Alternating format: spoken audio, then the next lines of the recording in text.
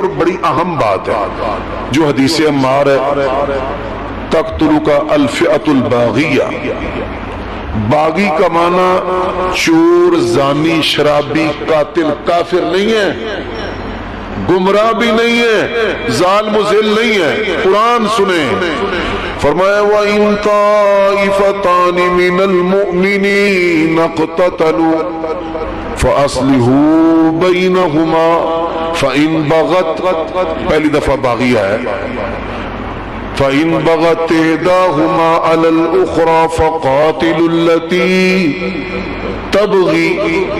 دو دفعہ اللہ تعالیٰ نے قرآن مجید میں باغی کا لفظ استعمال کیا ہے، لیکن اس کے باوجود کہا ہے وَإِن طَائِفَتَانِ مِنَ الْمُؤْمِنِينَ۔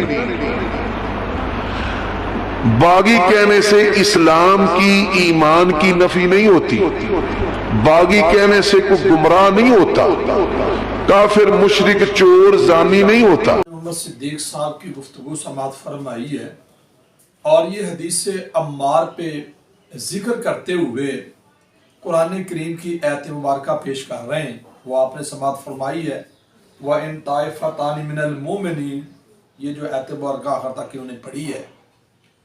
بات یہ ہے کہ عمر صدیق صاحب ایک تو جو حدیث عمار ہے وہ آپ نے پوری پڑھ کے پھر اس کی وضاحت نہیں کی۔ صحیح بخاری کے حدیث ہے 2812 نمبر کہ عمار کو ایک باغی جماعت قتل کرے گی، عمار ان کو جنت کی طرف دعوت دے رہا ہوگا اور وہ جہنم کی طرف بلا رہے ہوں گے۔ یہ آپ نے پوری حدیث پڑھ کے پھر ان کی وضاحت کرنی تھی۔ اور دوسرا، یہ میرے پاس مصنف ابن ابی شیبہ ہے، 11ویں جلد ہے، مکتبہ رحمانی ہے، ترجمہ اس کا ہوا ہے، کتاب الجمل ہے، اور جو باب ہے وہ صفین والوں کا جو ذکر ہے اس کے اندر یہ روایت موجود ہے۔ 3918 نمبر ہے وَإِن طَائِفَتَانِ مِنَ الْمُؤْمِنِينَ، آخر تک جو آیت مبارکہ آپ نے پڑھی ہے، جس کی آپ نے وضاحت کی ہے، اس کی تفسیر میں جو ضحاک ہیں وہ فرماتے ہیں کہ قرآن کریم کی آیت کی تفسیر کرتے ہوئے کہ جو باغی ہے ان کو درست کیا جائے، ان کے ساتھ لڑائی کی جائے۔ شگرد نے پھر سوال کیا کہ مقتولین کے بارے میں جو حق پہ، فرمایا ان کے مقتولین جو ہیں جنت کے اندر جائیں گے۔ فرماتے پوچھا گیا کہ بغاوت کرنے والوں کا کیا حکم ہے، فرمایا کہ وہ جہنمی ہے۔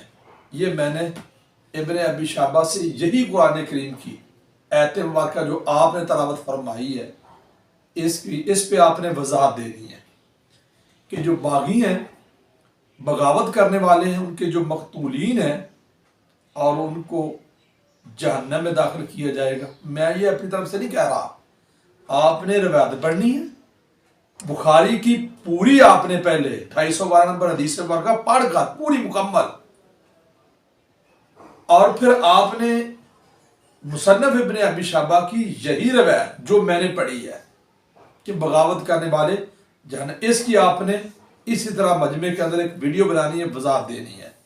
اور یہ سنن کبریٰ بہقی ہے، یہ بھی مترجم ہے، 10ویں جلد ہے، مکتبہ یہ بھی رحمانی ہے۔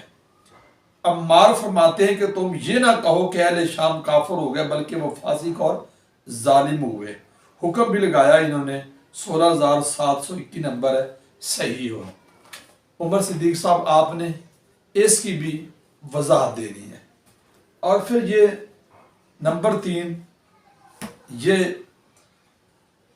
سیرت رسول ہے، یہ محمد بن عبد الوہاب کا جو بیٹا ہے شیخ عبداللہ، انہوں نے لکھی ہے کہ جب عمار بن یاسر رضی اللہ تعالیٰ شہید ہو گئے، عمر بن عاص رضی اللہ تعالیٰ نے اور کچھ اور ساتھی تھے، انہوں نے جنگ چھوڑ دی۔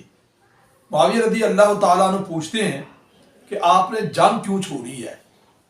تو عمر بن عاص رضی اللہ تعالیٰ فرماتے ہیں کہ عمار کو ہم نے قتل کر دیا۔ تو نبی رحمت صلی اللہ علیہ وسلم فرماتے تھے کہ عمار کو ایک باغی جماعت قتل کرے گی، معلوم ہوا کہ ہم باغی ہیں۔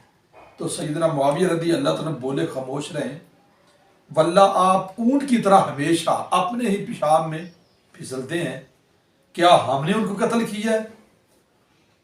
تو ان کو تو حضرت علی اور ان کے ساتھیوں نے قتل کیا، جنہوں نے ہمارے آگے لا کر پھینک دیا، ہم تو اپنے بچاؤ کے لیے لڑ رہے تھے، جس میں وہ قتل ہو گئے۔ تو سیدنا علی رضی اللہ تعالیٰ فرماتے ہیں جب ان کو خبر ہوئی کہ اگر میں نے ان کو قتل کیا ہے تو پھر اپنے چچا حضرت حمزہ رضی اللہ تعالیٰ کو نبی رحمت صلی اللہ علیہ وسلم نے قتل کیا ہے، جنہوں نے ان کو کفار کے مقابلے میں بھیجا تھا۔